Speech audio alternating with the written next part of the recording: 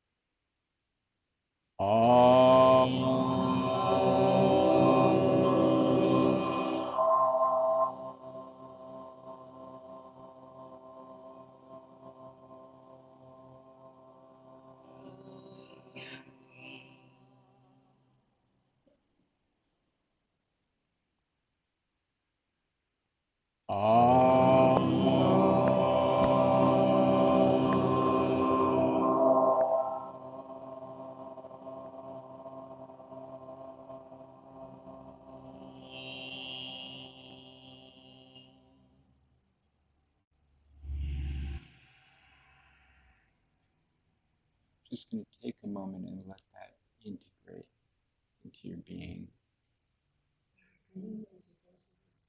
Sure.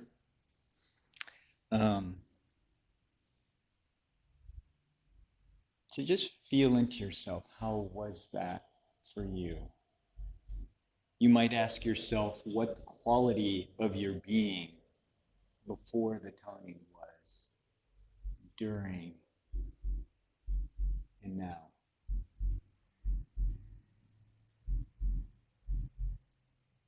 I think that will probably be the most significant moment of this talk, because that was your lived experience.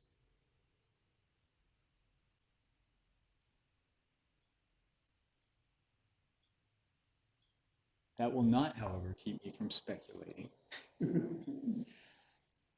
In that moment, I suspect you were probably free of self-clinging and viscerally connected to everyone in this room, while creating a moment of beauty and ease, of seamless being. And that moment required only a bit of intention and willingness to manifest. Moments like this are never far away. But that's not how we experience the world most of the time, is it? It often feels overwhelming, intimidating, tragic, disappointing, alienating, even chaotic.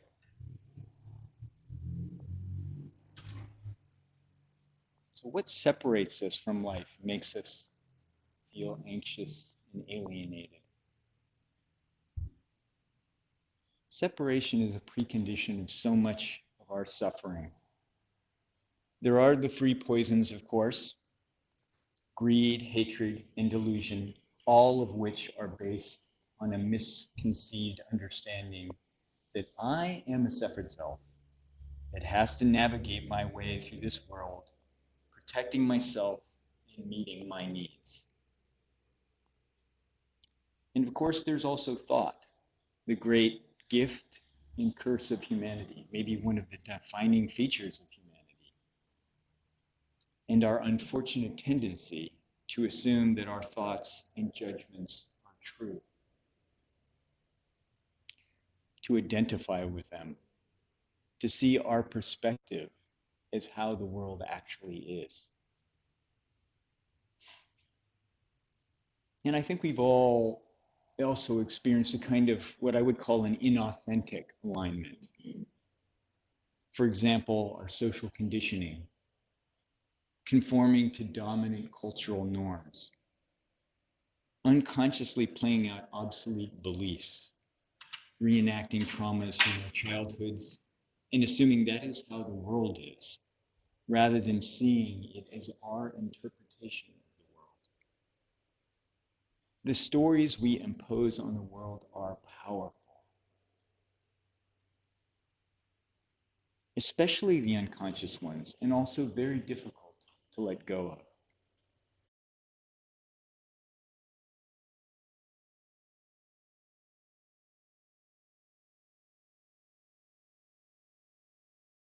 Story and be fully present. And I'm not so sure about the progress thing, by the way. I'll just say as an aside. So even when we're stuck in fear, in suffering, in grief, in anger, there is a path to this kind of alignment. That is our practice. That is Zazen. We sit down with intention, but not with expectation. Holding ourselves erect, but not straining or tensing. We follow our breath. Letting whatever needs to arise, arise, and letting go of everything that arises. Letting everything be as it is.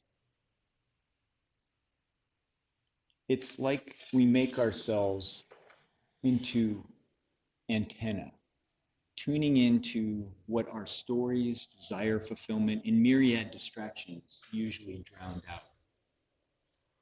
By aligning with actual experience of this moment, inner and outer worlds becoming one.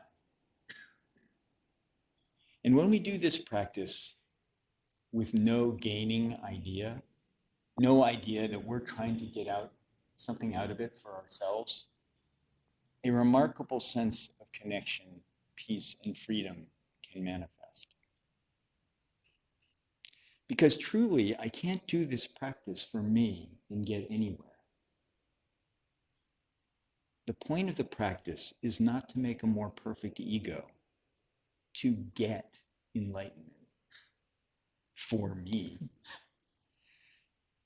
but to experience the reality that allows the ego to let go of craving, of fear, of lack. Here's another perspective on alignment.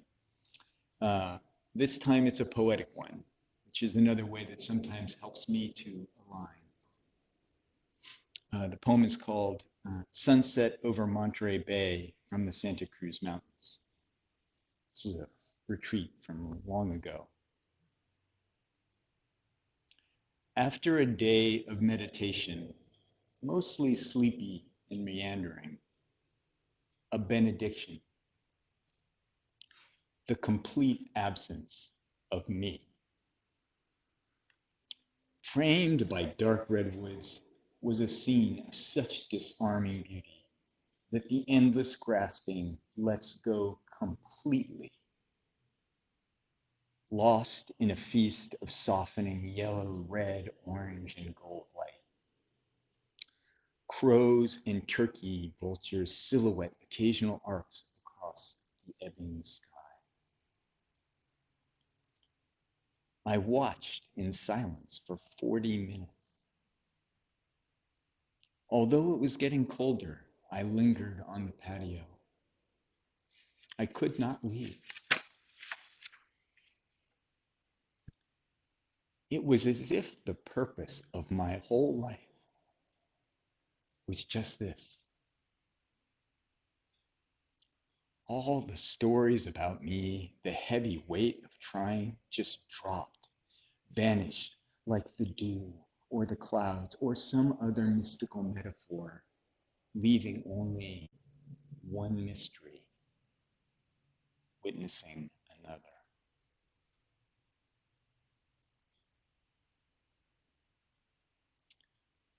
In his book, A New Earth, Eckhart Tolle says,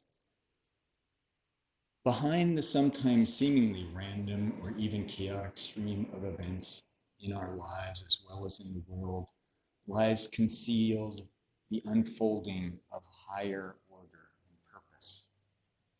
This is beautifully expressed in the Zen saying, the snow falls, each flake in its appropriate place.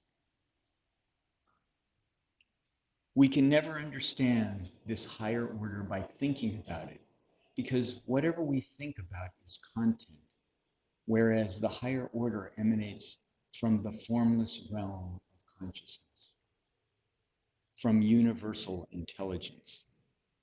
But we can glimpse it, and more than that, align ourselves with it, which means being conscious participants in the unfolding of that higher purpose.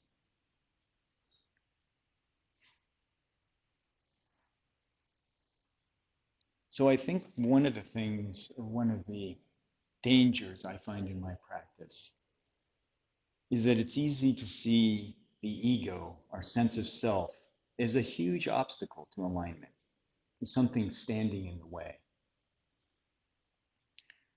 I think that's both true and not true. Um, it is true that when we are grasping and clinging, we are not open, present, or available for our connection. It is also true that our minds are tethered to our physical bodies that have needs, feelings, and appetites. And we have this thing we call ego that helps us navigate life and deal with these basic needs. Having needs and physical drives is part of what bodies do. By itself, I don't believe it blocks us from alignment. It is the identification with these needs, my needs, which cuts me off. There is a way that my needs seem unique and special to me. And that perspective requires me to see myself as separate from you, from your needs and your desires.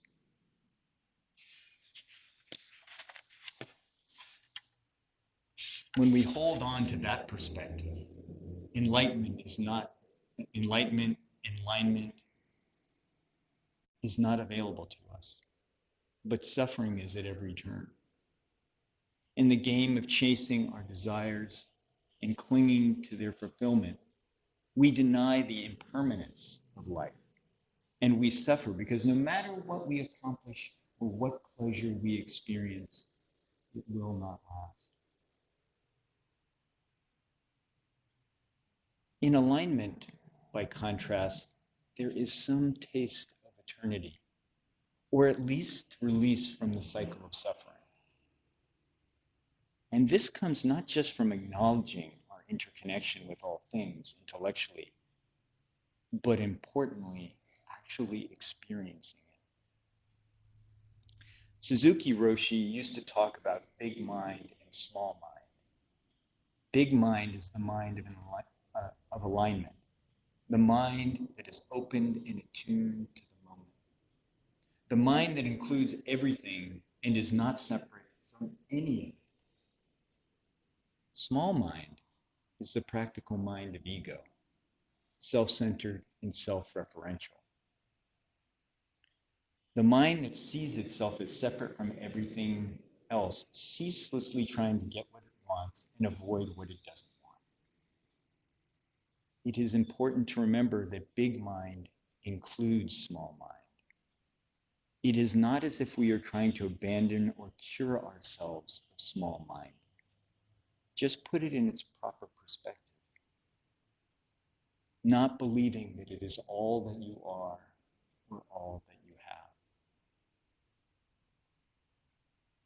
Here's what Suzuki Roshi says in Zen Mind, Beginner's Mind.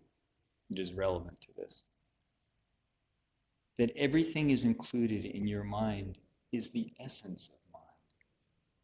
To experience this is to have a religious feeling. Even though waves arise, the essence of your mind is pure. It is just like clear water with a few waves. Actually, water always has waves. Waves are the practice of water. To speak of waves apart from water, or water apart from waves, is delusion. Water and waves are one. Big mind and small mind are one. Whatever you experience is an expression of big mind. Okay, let's do another experiment together. And this one is going to be a very short guided meditation. So you may want to close your eyes or at least look down. And I'm just going to ask you to take a few breaths to ground yourself.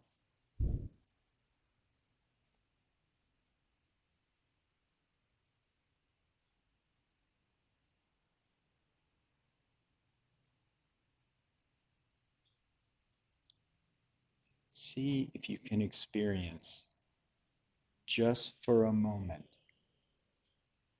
the mind before thought.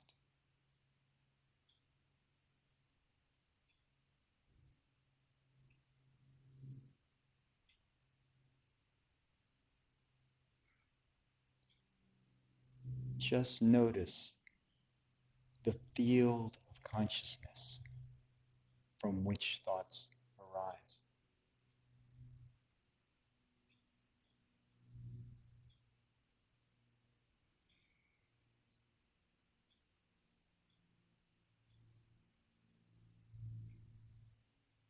Notice its qualities.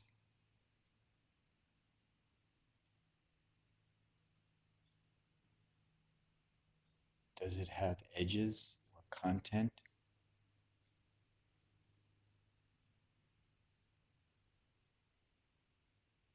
Is it you?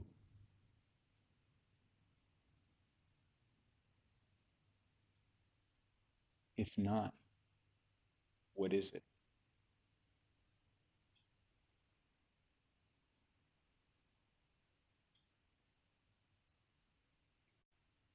How does that mind connect with other beings?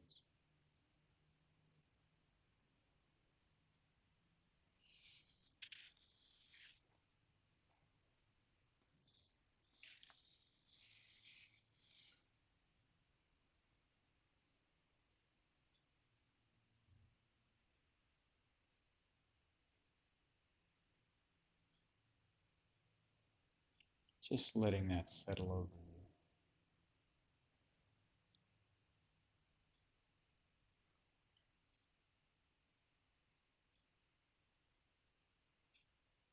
you. Dogen put it this way: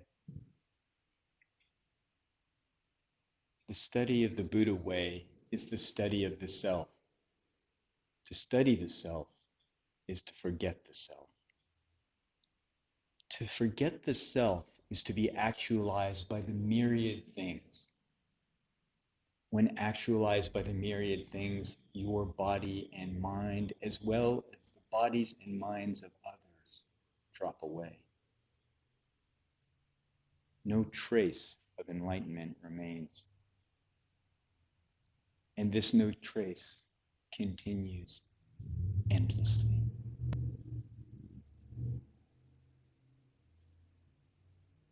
I think that is probably the best description of the alignment experience that I have ever read. I also appreciate it may sound a little abstract.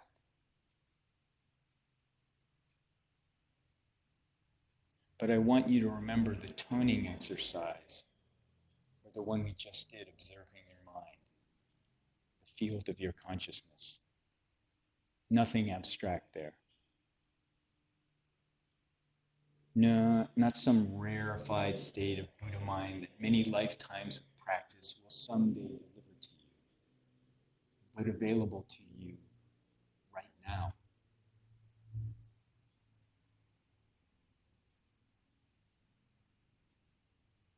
Still, it is not something that you can grasp and hold on to, is it? I think there's something very reassuring about that.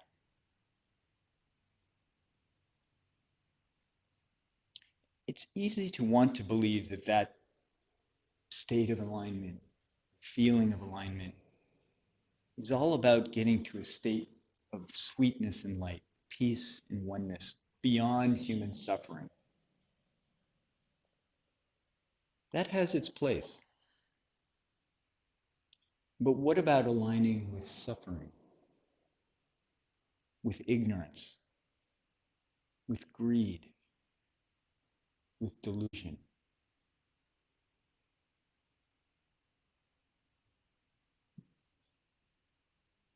Instead of averting from our pain and fear, turning toward them, turning toward the horror, hatred, and tragedy of Uvalde,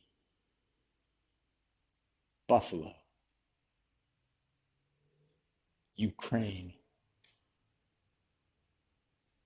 Ethiopia. Turning toward our fear of rejection, our fear of being out of control, our loss, our anxiety, our helplessness. Because when we align with the suffering, with our full presence, acknowledge its reality, that is the first step to healing.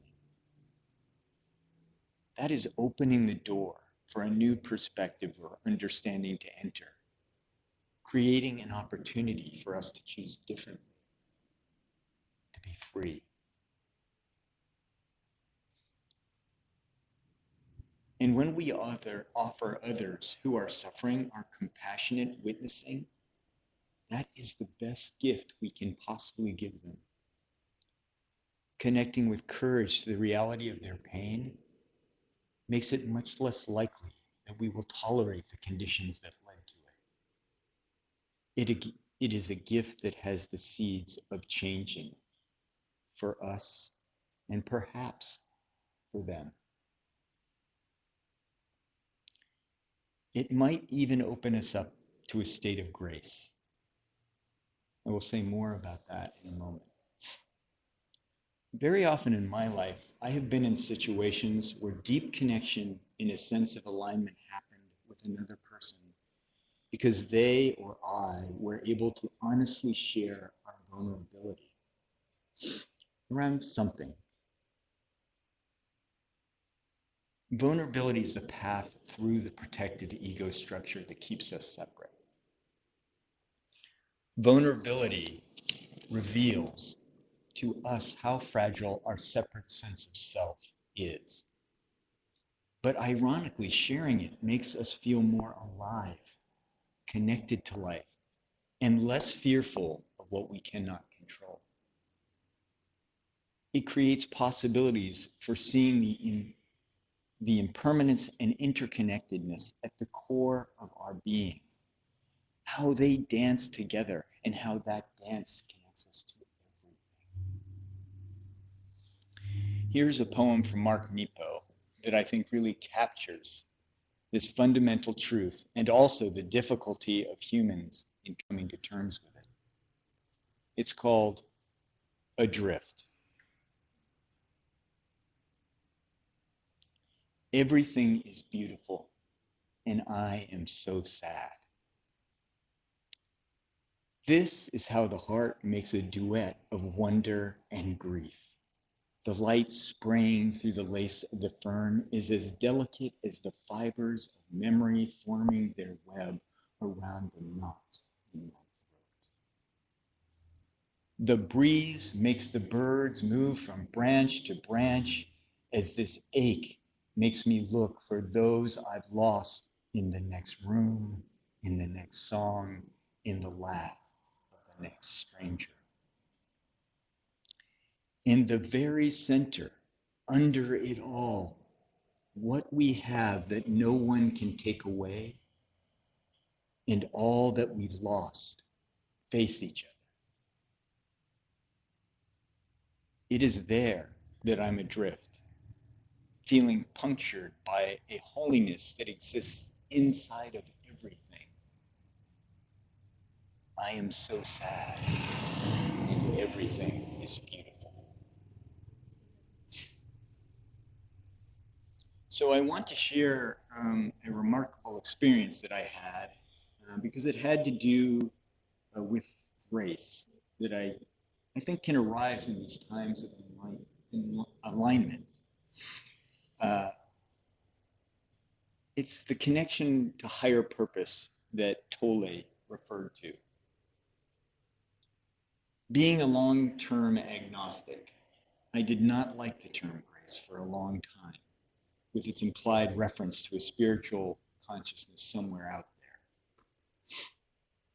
But I do not have a better word to describe what happened in this experience. It happened in a workshop I attended about radical honesty in letting go of the attachments that keep us from living authentically. I had done the workshop previously, so I was in the role of assisting a group of 3 people who were trying to support each other with letting go of things that were holding them back. Everyone in the group would participate and assist each other, but we would focus on one person at a time. It was the turn of a young woman in the group, and she was in a lot of pain. It came out that she had been sexually molested by her father when she was very young, and it had torn her world apart. Before we knew it, she was literally on the floor, writhing and howling in agony, reliving that trauma. Everyone in the group was paralyzed and overwhelmed. But I felt so much love and compassion for her that I moved toward her. I had also been molested as a child, though not by a family member, and it had deeply impacted me. Although really I had no idea what I was doing, all fear and anxiety about doing it right, or self-consciousness, was shredded by the urgency of the situation and the enormity of her pain. I laid down next to her and held her. And when I did so, everyone in the group began laying hands on her. After a while, I began to talk to her in a low, calm voice, telling her, the little girl, that she would be safe now, that we were here for her, that we wanted her to tell us whatever she needed to say that hadn't been able to be said, even screaming, that we were willing to witness and hold her anger. Other people in the group began to contribute, saying things to acknowledge and reassure her. I noticed that I was saying things that were not ideas coming out of my brain or phrases that I had ever used before. It was as if her needs and intelligence, the collective wisdom and compassion of the group, my own trauma and experience in therapy, and the collective unconscious were moving through my being, and I was just a conduit. She ended up having a good long cry, and then being able to actually be present enough to help one of the other participants in the group. Although it is pretty easy for my ego to want to attach to this story and take credit for it in some way, that is not what happened there.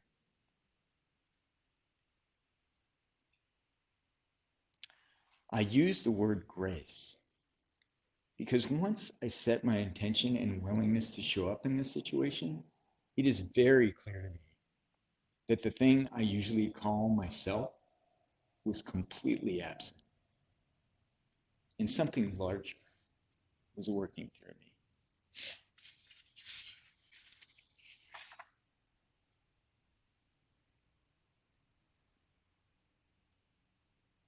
It's quite remarkable what can happen when we step out of the lie of separation and really feel our deep connection to one another, and align with the vast, undifferentiated totality that we are an integral part of and is constantly unfolding around us. So I would like to end with a short closing chant that I hope you will all join me in. Sometimes when we visit a familiar thing in a new way, it opens something new inside us. So I will chant this familiar verse once first so you get the melody. Then we will chant it together 3 times.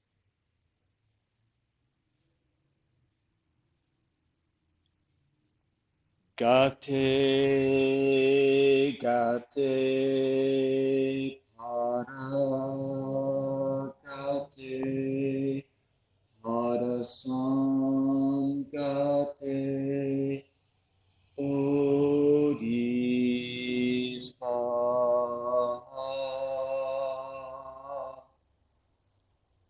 Gate, gate, para,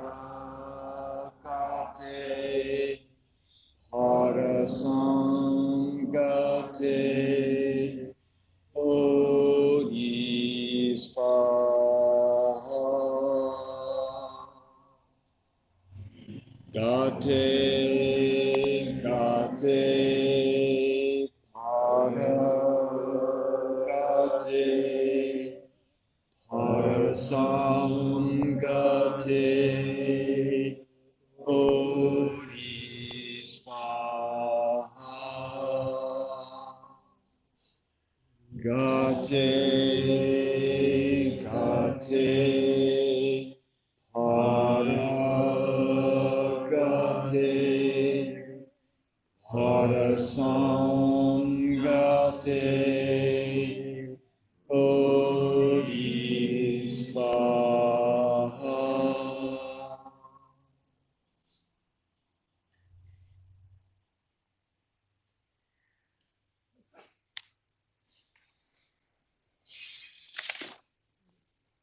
So how is that for you?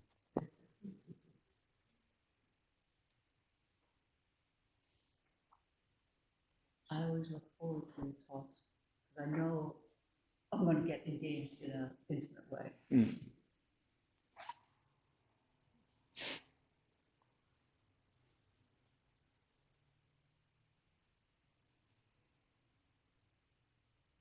I'm particularly interested if you have any reflections on any of the experiments.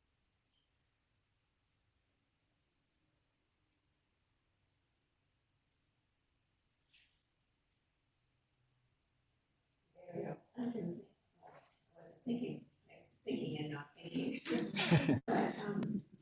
Especially the first, The toning?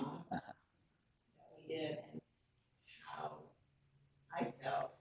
I can't hear it too, so it's really hard for me to sing or anything. But I felt like we all, from all our different places, came together to the same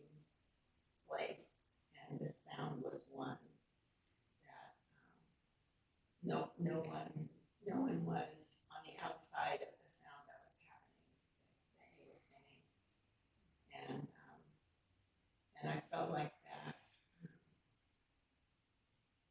intention and that moment filled your entire talk. And I mean, I think this closing, the closing that you did was the same thing. And how you went through what you were saying allowed me to let go of my mind in a way that I don't often do.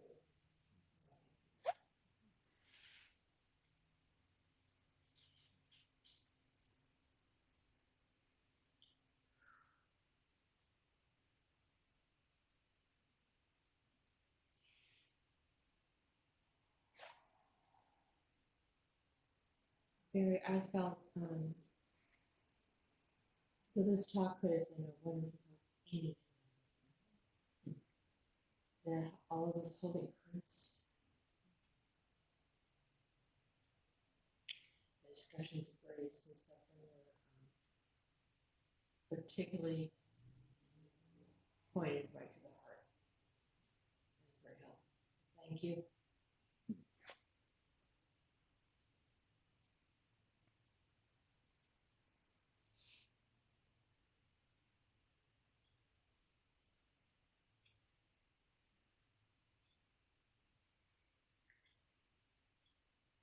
Thank you. I'm always amazed at how simple a practice, a simple exercise can have such a profound feeling so quickly. I mean, these aren't things, I don't have a list of them that I'm doing daily, but I could. And it's just the ease and the accessibility just to come present is lovely. It's a lovely reminder. And the piece about, being with the ease and the interrelatedness, and then being able from that place to be with the discomfort is, and what to do with, it's not just to experience the discomfort, but then perhaps there will be some capacity then to respond is a needed reminder all the time, because the levels of fear are different things for different people, of course. But how, I keep trying to hold the news or the character that's manifesting a threat. There's a particular character manifesting a threat that has been a thread throughout history. And I'm there, okay, now, how can I uniquely hold and address this fear and this threat? And that's my daily question, because I'm not putting it aside. I'm not looking at the news. I'm not completely. I'm not believing there's nothing that can come of this, of our attention.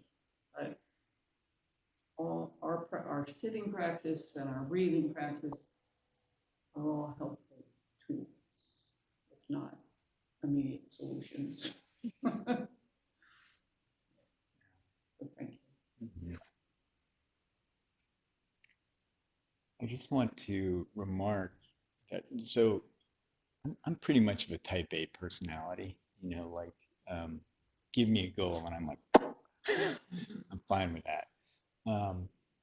And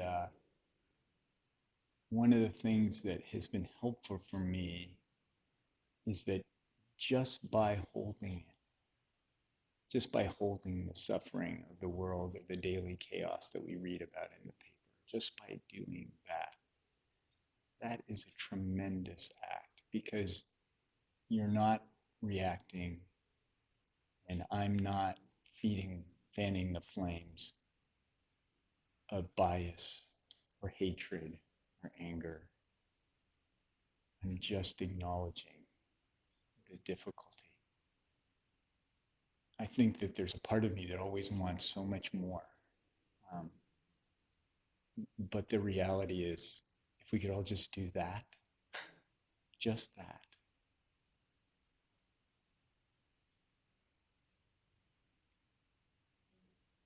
Hard to accept that that's enough. Good reminder.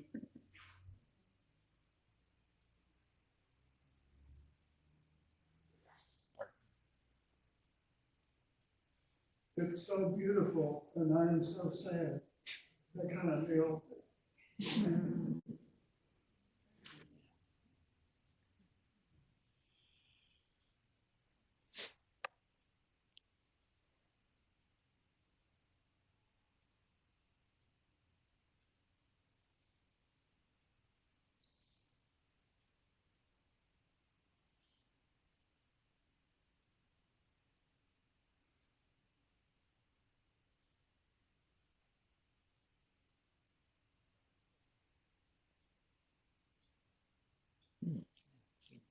Sarah, I was so touched by the story that you told and felt being there with you. And I think that so much of my life, at least, is not knowing what to do. And it's a reminder that when you get into a moment of not knowing, to remember what has brought you to that point. You know, and it's in the hands of other people that have found you and have brought you there and that move through you to allow you to be there, however discomforting that is. And the Tony was a beautiful reminder of the subtlety of what runs through us all the time, particularly in those moments. And I so appreciate your honesty and vulnerability. It's a model. Right.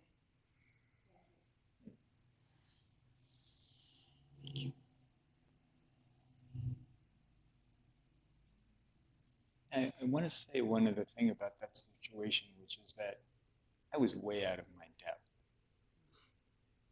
And I've rarely encountered a situation in my life where kindness and connection were irrelevant. So we always have that, even when we don't know what to do. And Dojin said something that really I thought was a wonderful practice about how can I be generous in this moment? You know, when you're feeling a little rocked or uncertain, like, how can I be? Maybe it's just being there and being quiet, holding something. It can be tremendous.